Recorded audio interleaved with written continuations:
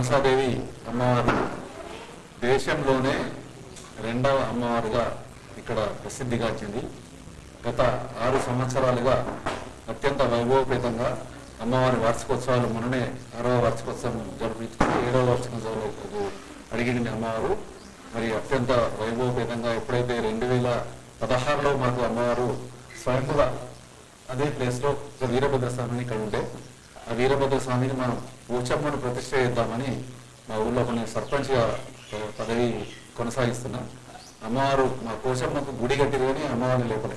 అమ్మవారు ఏంటంటే అభిషేకం చేస్తా ఉంటే మొత్తం దాంట్లో నీళ్ళలో నీళ్ళు కూడా వెళ్ళింది. అది మాకు మంచిగా అనిపించాక అది అయ్యగారిని అడిగినాం, మరి ఎట్లా ఉంటుంది పోచమ్మను తీసి నీటికి లేపుతుంటే ఏం కాదు, మీరు మంచి పనే కదా చేసేది, మీరు ప్రారంభించండి, మేము ఉంటామని అక్కడ స్టార్ట్ చేసినాం కార్యక్రమం. అమ్మను పోచమ్మను ముట్టుకోవాలంటే పోచమ్మ దేవత చుట్టూ మళ్ళీ 8 దేవతలు ఉంటాయి, గ్రామ దేవతలు అన్నీ వేసుకొని ఇక్కడికి వీరభద్ర స్వామి ఇక్కడ ఉన్నది ఈ భూమి అయిన బద్దం నరసింహారెడ్డి అని ఈయన భూమి ఇది మొత్తం కింద ఈ చెట్లు ఇట్లా ఏం లేదు, అంత టైప్ ఉండే. ఇది కూడా ఇక్కడ వీరభద్ర స్వామి విగ్రహం ఉన్నది, దాన్ని కూడా ప్రతిష్ట చేయండి అని మాకు కూడా తెలియదు. మా చిన్నప్పటి మేము కూడా ఎప్పుడు ఇక్కడికి రాలేదు. ఆ విగ్రహాన్ని కూడా ఎప్పుడు దర్శనం చేసుకోవాలి మాకు ఉన్నదాన్ని కూడా తెలియదు. ఆయన చెప్పుట్లో మేము ఇక్కడికి వచ్చి దాన్ని ప్రతిష్ట చేద్దామని లాస్ట్ రోజు అమ్మవారు ప్రతిష్ట చేసినాం. ఇక్కడికి కూడా లాస్ట్ రోజు ఇక్కడికి వచ్చి ప్రతిష్ట చేద్దామని దాన్ని కదిలించాం. ఒక 60 మట్టి తీయగానే ఈ మానసాదేవి అమ్మవారు, లక్ష్మీ అమ్మవారు 2 విగ్రహాలు దాని కింద ఉన్నాయి. ఆ మట్టిలో మేము దాన్ని కడిగినాం. కడుగుతా ఉంటే దగ్గర బంగారు అమ్మవారు మెరుస్తాం దొరికినప్పుడు. ఇది నిర్ధారణ ఎట్లయినా అమ్మవారు మానసాదేవి అనే నిర్ధారణ ఎట్లా అంటే కరీంనగర్లో శ్రీనివాస శర్మ అని ఆయన మనకు పోషణ ప్రతిష్ట చేసిన ఆయన ఇక్కడికి వచ్చి రోడ్డు మీద ఉన్నాడు, కారులో కూర్చున్నాడు, చిన్నపిల్లలు పంపిణీ ఇక్కడికి. ఆయన స్పృహ కోల్పోయింది. ఇక్కడికి 5 నిమిషాలు స్పృహ కోల్పోయి ఇక్కడ ఏదో జరుగుతుందని వచ్చి అమ్మవారు చూడగానే ఆయన తక్కువ చెప్పేసాడు, అది మానసాదేవి అమ్మవారు చెప్పిందా మరి ఎట్లా అని.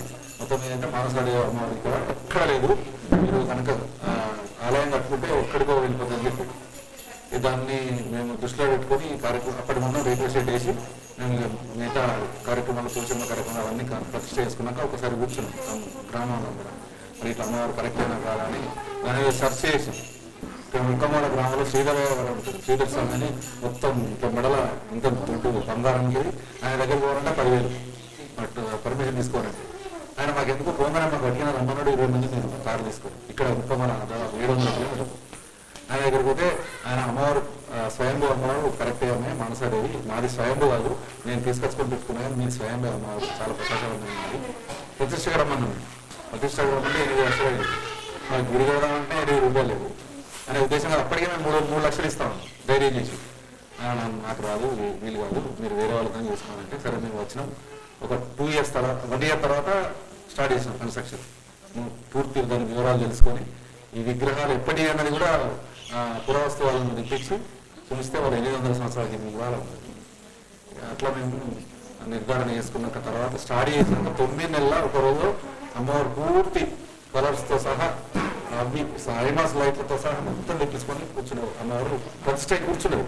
మేము 9 నెలలు అయితే ఇట్లా కడదామని మేము కూడా ఊతాం. అట్లే లెక్కలంతా అయిపోయి మేము జూన్ స్టార్ట్ చేస్తే ఏప్రిల్ 24 ఎంత డేట్ అని లెక్క కొడితే కరెక్ట్ 9 నెలల రోజు అమ్మవారు గర్భాలయంలో కూర్చుంది. అంటే మానసాదేవికి ఏంటంటే సంతానానికి ప్రతీక బాగా.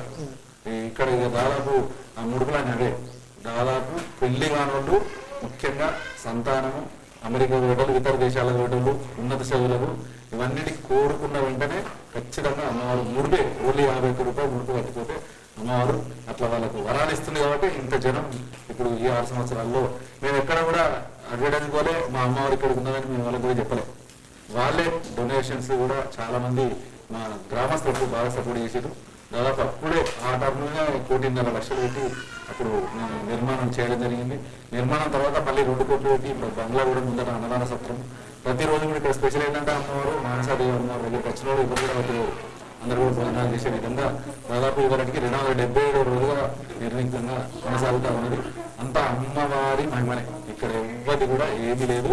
ఎవరైనా ఏమన్నా ఓవర్ యాక్షన్ చేస్తే మా అనుభవం ప్రకారం చేస్తున్నాం వాళ్ళను పాతాళాన్ని చెప్తుంది. మనసు పెట్టి మొక్కినప్పుడు ఏమీ ఆకాశంలో కూర్చోడు. ఖచ్చితంగా వరాలనేది 100% ఇస్తుంది. కాబట్టి ఇంత జనం రాగలుగుతా ఉన్నారు.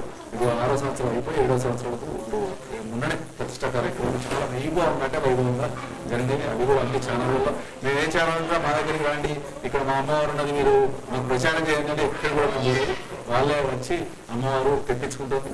అమ్మవారి కోరికలు అందరూ నెరవేరుస్తుంది. కాబట్టి మీ గల్లీ న్యూస్ వాళ్ళలో చాలా ఇంకొకరు కూడా అమ్మవారు తీసుకుపోవాలని మనస్ఫూర్తిగా కోరుకుంటూ. సార్ ఇంకొకటి, ఇక్కడ ఉత్సవాలు అనేది అమ్మవారు ఏ టైంలో జరుగుతాయి? మాకు నరసింహ జయంతి రోజు అమ్మవారు ప్రతిష్ట అయింది. నరసింహ జయంతి అంటే మనకి ఏప్రిల్ ఎండింగ్లా లేకపోతే మే ఫస్ట్ వీక్లో ఎప్పుడు వస్తుంది. అదే టైంలో ఏప్రిల్ ఎండింగ్ మే ఫస్ట్ వీక్లో మనకు ఉత్సవాలు ప్రతిసారి ఉత్సవాలు అదే టైంలో జరుగుతుంది.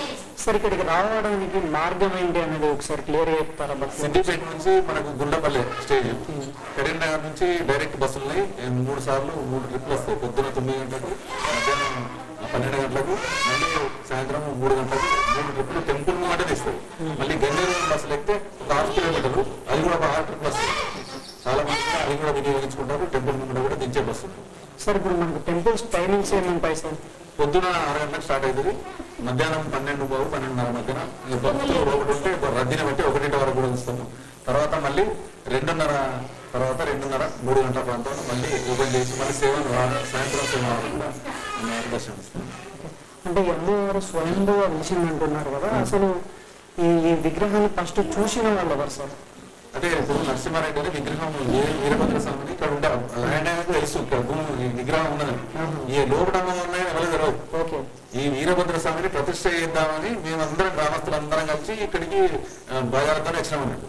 దాన్ని అరగదని తీయగానే ఈ కింద దొరికిన అమ్మవారు వీరభద్ర స్వామి గురించి తీస్తుంటే అమ్మవారు దొరికారు. అది ఒరిగిపోయిందండి వీరభద్ర స్వామి.